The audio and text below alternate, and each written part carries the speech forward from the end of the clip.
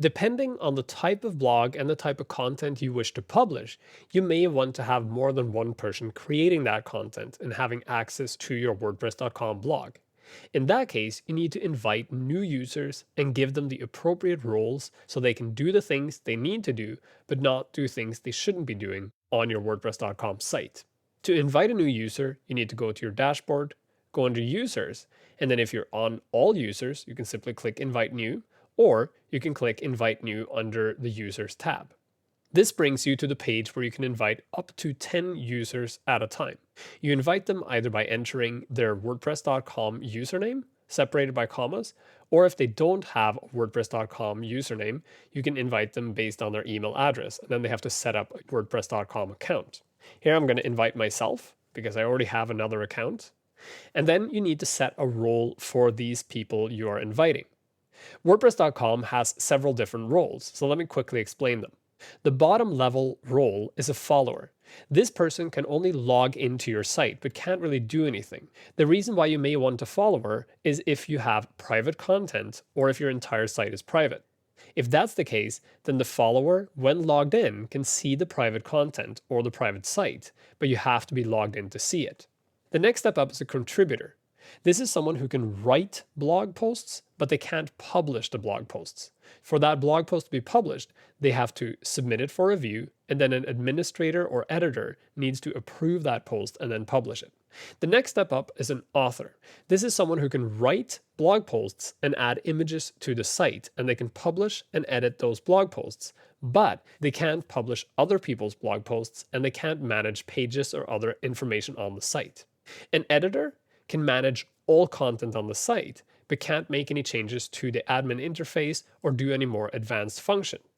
An administrator is someone like you who can do everything on the site. So depending on the person you are inviting and what access level they should have, you need to pick the appropriate level here. So I'm going to invite myself as an author. Then I can choose to leave a message for myself, but I'm going to leave that blank. If you want to, you can leave up to a 500 character message to tell people why they're being invited to the site. And then you click send invitation. Now that an invitation has been sent, you'll see it down here. Here's the invitee, that's me. And then it's sent by me. And then you see the role that has been assigned and when it was sent and what kind of status it currently has. If you don't get a response, you can either resend or delete this request, or you can simply wait for the response to happen. Now that the invite has been sent, I opened an incognito window in my browser so that I could log into my email address and receive that invite. And I received the invite, and now I need to log in as the account that was invited on WordPress.com.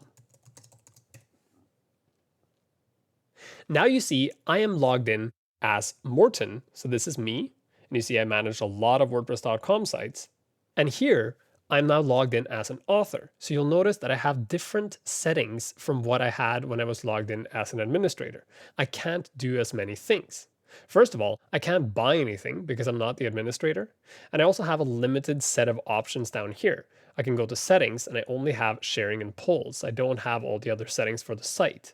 When I'm logged in as myself, I can create posts. And everything works the same way as it did before. I can publish the post. And here you see that sidebar that encourages you to create more content that I activated earlier.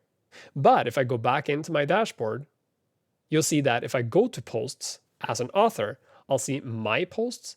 But if I go to all posts, I can see them, but I can't edit any post that I didn't write myself because I'm only an author and I don't have access to other people's content. However, if I close this window and go into posts as an administrator, I can see the post written by me and I can go in and edit it in any way I want. Now that I have more than one user on my site, I can go to users and all users and see the list of all the users that are on my site. Since I'm an administrator, I now have the power to remove existing users, or if I want to change their roles, I can check that user and select change role to, and then change it to any of the other statuses. So if I want this user to become an editor, I can do so, administrator, or if I want to degrade the user down to a contributor, I can also do so.